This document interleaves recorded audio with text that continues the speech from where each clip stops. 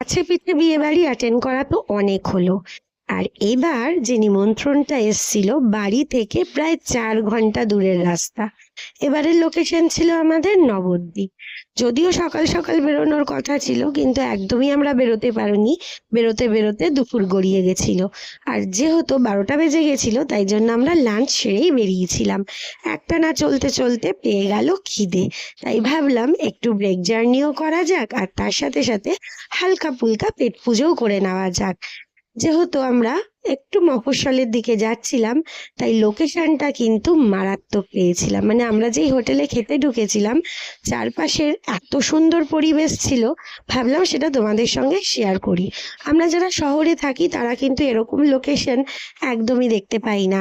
তাই এই লোকেশনটা দেখে যত না মনের শান্তি হয়েছিল, তার থেকে দ্বিগুণ বেশি শান্তি হয়েছিল কিন্তু চোখের। চারিদিকে এই সবুজে ঘেরা মাঠ দেখে সত্যি কথা বলছি, একদম মনটা খুব শান্ত হয়ে গেছিল। আমরা যখন এদিক ওদিক ঘোরাঘুরি করছি, এদিকে আমাদের খাবার কিন্তু হাজির ছিল। আমরা অর্ডার করেছিলাম ফিশ ফিঙ্গার, আর ছিল 1 প্লেট চাউমিন। আমরা দুজন মিলে ভাগ করে খেয়েছি। খাবার দাবার দারুণ ছিল।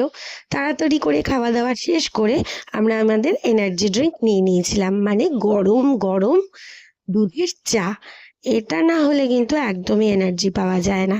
খাওয়া দাওয়া শেষ করে আবার উঠে পড়লাম গাড়িতে, কারণ যেতে হবে বেশ খানিকটা দূরে। তোমরা কিন্তু অবশ্যই জানিও ভিডিওটা কেমন লাগলো। দেখা হবে আবার নেক্সট ভিডিওতে। Bye bye.